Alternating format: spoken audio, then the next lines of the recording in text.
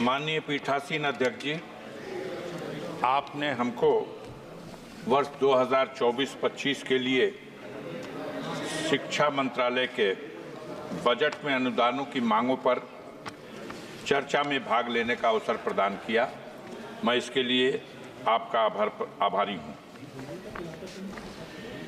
माननीय लोहिया जी ने कहा था कि निर्धन हो या धनवान, सबको शिक्षा मिले समान। आज ये दुख का विषय है कि शिक्षा विभाग ने अनुदानों के लिए जो अपने बजट में प्राविधान किया है, उसमें यह अफसोसनाक स्थिति है कि SC, ST और OBC के लिए जहां बजट में वृद्धि करने की आवश्यकता थी, वहां उनके लिए निर्धारित बजट में भारी कटौती की गई है। और इसी क्रम में डॉक्टर भीमराव अंबेडकर साहब फाउंडेशन, एक सेकंड अभय कुमार जी, इसका बजट जो पहले से ही बहुत कम था, इससे पहले मात्र 40 करोड़ रुपया। इससे पहले भी माननीय स्पीकर जी साहब ने बताया कि जब सदस्य बात करते हैं एक हाथ जेब में ना रखें। इस बहरहाल इस बार ये 40 करोड़ का भी जो बजट था, इसे घटा करके अब 30 करोड़ कर दिया गया। एक मानसिकता का पता चलता है।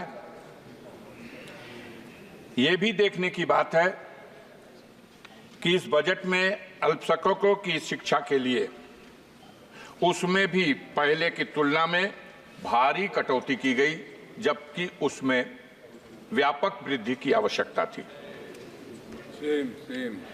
बजट में SC, ST, OBC को जो मुफ्त कोचिंग के माध्यम से उनको शिक्षा के लिए सहूलियत प्रदान करने का जो बजट था, वो भी पहले से बहुत कम था। लेकिन अफसोस की बात है कि जो था 47 करोड़ रुपया, उसे भी घटा करके अब मात्र 35 करोड़ रुपया कर दिया गया।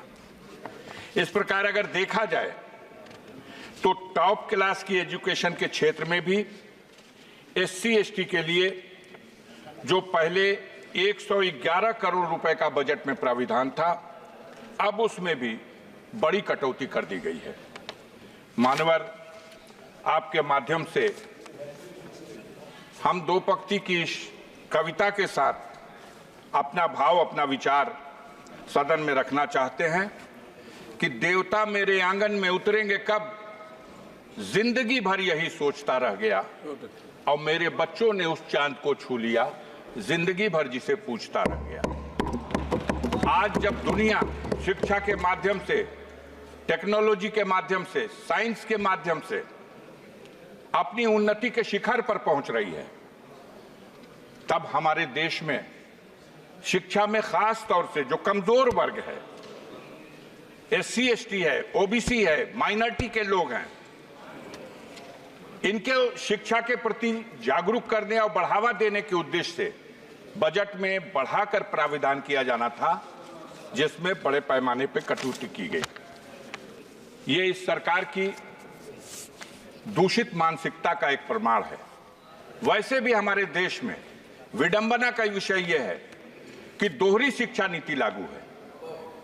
एक तरफ वो शिक्षा जो सरकारी स्कूलों के माध्यम से गांव में रहने वाले गरीबों के लिए उपलब्ध है, जहां आज भी हाथ में कटोरा और पीठ पर बोरा गरीब किसान का बच्चा स्कूलों में जाता है तो क से कबूतर, ख से खरहा और ग से गधा पढ़ाया जाता है। और दूसरी तरफ modern school, private school, Montessori school, इन स्कूलों में जो अंग्रेजी माध्यम से और आधुनिक ढंग से जो शिक्षा दी जाती है, दोनों रास्तों से जो शिक्षा प्राप्त करके बच्चे हमारे ऊपर जाते हैं, तो जब किसी पद के कंपटीशन में दोनों को हिस्सा लेना होता है, तो जो क से कबूतर, ख से खरा, ग से गधा पढ़ के गया है और जो क से कंप्यूटर पढ़ के गया है, वहां जब मुकाबला होता है तो जरूर जो आधुनिक शिक्षा से लैस उस विद्यालयों से पढ़ के आने वाले छात्र हैं, वो कामयाब होते हैं। और सरकार की तरफ से जो अपने देश की जनता के लिए, गरीबों के लिए, मजदूरों के लिए, गांव में रहने वाले लोगों के लिए जो शिक्षा का प्रबंध है, उस शिक्षा को ग्रहण करके जो लोग ऊपर पहुंचते हैं तो उनकी बुनियाद कमजोर हो जाती है। देखने की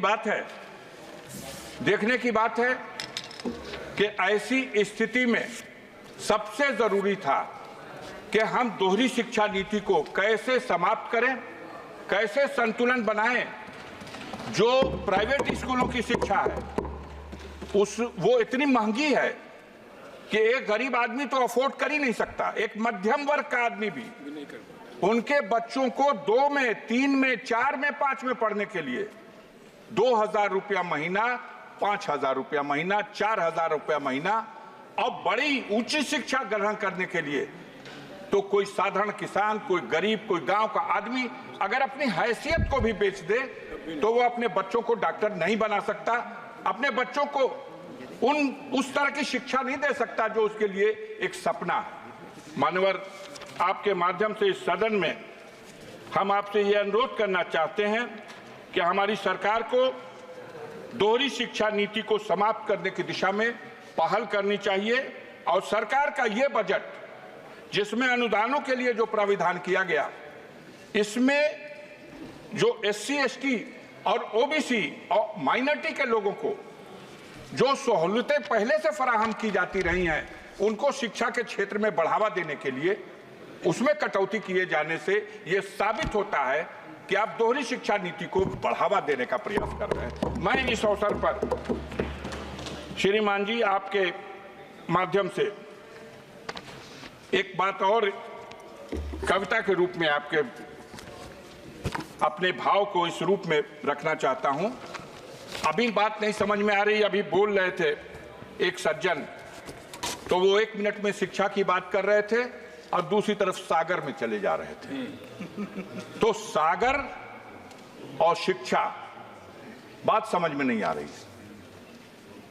मैं आपके माध्यम से कहना चाहता हूं कि पत्थर के जिगर वालों, गम में वो रवानी है, खुद राह बना लेगा बहता हुआ पानी। और कमजोर की आहों को, मजलूम की आहों को कमजोर समझ लेना अब जालिम हुकूमत के जाने की निशानी है। यहाँ डॉक्टर राजकुमार, हमारे यहाँ सदन में डॉक्टर राजकुमार सांगवान चर्चा हो रही है। डॉक्टर राजकुमार सांगवान जी। मैं अरे मान्यवर, धन्यवाद अध्यक्ष महोदय। नहीं, बहुत समय दिया। धन्यवाद अध्यक्ष महोदय।